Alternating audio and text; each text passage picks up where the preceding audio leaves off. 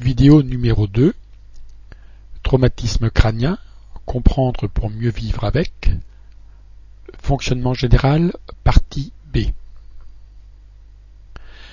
Aujourd'hui, je cherche à trouver un équilibre entre le tableau 1 et le tableau 2. Le matin, après 9 à 10 heures de sommeil, est généralement consacré aux activités consommatrices d'énergie mentale. Priorité donc à tout ce qui touche à l'autonomie, soit les courriers, le téléphone, les papiers en général, et à l'information, journal, revue. Je fais en sorte de m'arrêter assez tôt pour ne pas tomber dans le rouge. Cela me permet de rester socialement vivable, du moins je l'espère. Les siestes régulières, de durée variable, font partie de mon système de gestion et sont particulièrement efficaces pour conserver un minimum de conscience de mon propre état. 10 minutes de sieste avant le repas me permet d'être plus présent à ma compagne et de limiter les mouvements d'humeur ou d'irritabilité.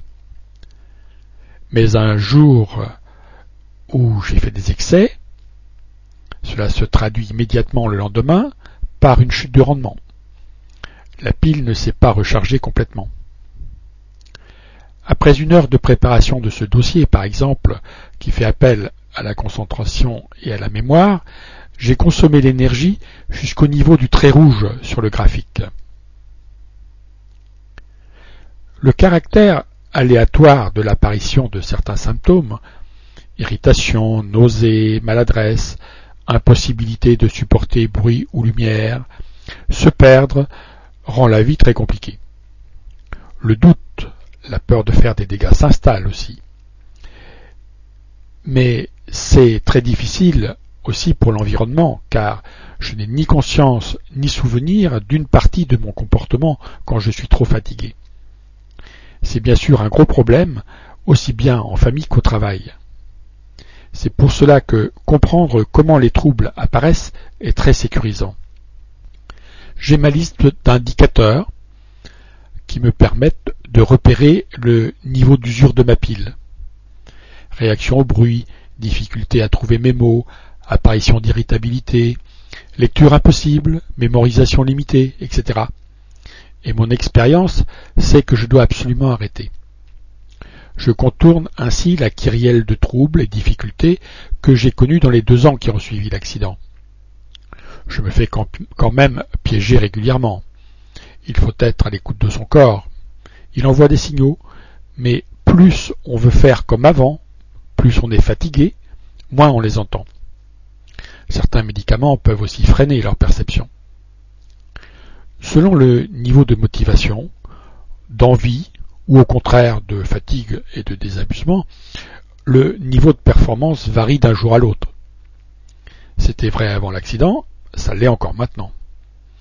Le pourcentage de variation autour de la moyenne est le même, mais il s'applique dorénavant à un potentiel particulièrement réduit. Tout le monde peut dire qu'il vit mes symptômes. Oubli, maladresse, irritabilité quand on est fatigué, etc. La référence est définie par notre expérience personnelle. Le temps nécessaire pour réaliser telle opération, la qualité d'un travail, ce qui est supportable ou non. Aujourd'hui, je n'ai plus la même échelle des valeurs. Pour ma part, bien qu'ayant fait de très grosses semaines au travail pendant des années, je peux dire aujourd'hui que je n'avais jamais connu la fatigue avant mon accident. Cette incommunicabilité avec notre entourage est source de souffrance car nous devenons suspects de simulation, paresse, voire de problèmes psychologiques. La fatigue mentale n'a rien à voir avec l'expertise, la connaissance intellectuelle, le savoir. Faire la poussière quand il y a des bibelots, classer des papiers, trier des légumes abîmés, faire des photocopies est redoutablement fatigant. Donc rien à voir avec le bac+5. C'est ce qui fait appel en particulier à la concentration ou à la mémoire qui fait la différence. Ça n'a rien à voir non plus avec la fatigue physique, qui n'altère pas les possibilités intellectuelles et qui fait le plus grand bien. Bien sûr, le rythme et l'intensité sont déterminants pour la fatigue mentale comme pour la fatigue physique. Pour ma part, préparer un repas me mobilise énormément. Pas de vider la carte de mon appareil photo numérique sur mon ordinateur. Pour d'autres, c'est l'inverse. Cela dépend du niveau de maîtrise du sujet. J'apprends aussi à demander plus rapidement de l'aide. Dans un magasin, par exemple, pour économiser ma batterie. Même en état d'épuisement avancé, on peut se mobiliser pour quelques secondes. C'est comme une lampe de poche dont la pile est bien fatiguée. Un court instant, elle peut produire un léger halo lumineux, juste ce qu'il faut pour se repérer.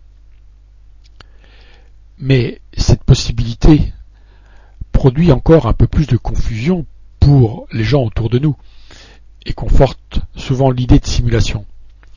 Mais également que ce n'est pas si grave. Quand tu veux, tu peux. Malheureusement, dans ces moments, ce n'est qu'un dernier sursaut. Je ressemble souvent à une batterie de voiture. Presque vide, elle actionne les clignotants, mais ne peut pas démarrer le moteur. Quand je ne peux plus appeler au téléphone, je peux encore répondre. C'est celui qui appelle qui structure la conversation. C'est moins fatigant. L'apprentissage est très difficile. Il ne peut se faire qu'en bonne possession de ses moyens, soit pour moi une période de 45 minutes par jour. Cela prend donc beaucoup de temps. Mais petit à petit, je rentre dans un champ connu et cela demande moins d'énergie. Je pourrais donc pratiquer plus longtemps ou y accéder sur une plage plus large dans la journée. Si je peux aller jusqu'à l'automatisme, c'est gagné. À condition, bien sûr, que rien ne change dans l'environnement. Une page d'accueil sur un site internet, par exemple. C'est un gros souci que de se poser en permanence la question de la bonne qualité de son travail. Cette photo montre ce qu'il ne faut pas faire, vouloir finir à tout prix. Je faisais proprement des joints depuis 3/4 d'heure, il me restait environ 2 mètres à faire. J'ai donc terminé. Mais c'est le lendemain, pas sur le moment, que j'ai vu à quel point j'avais salopé le travail. Et cela se renouvelle pour tout type d'activité. Laver la vaisselle, retoucher des photos, bricolage en tout genre. Au bureau, c'était la même chose. C'est aussi au bureau que j'ai appris à laisser le chantier en l'état. Seule solution pour limiter la perte de dossiers. J'ai la chance de participer depuis 4 ans au groupe de parole de la FTC 22 et depuis 1 an au groupe conviviaux de traumatisés.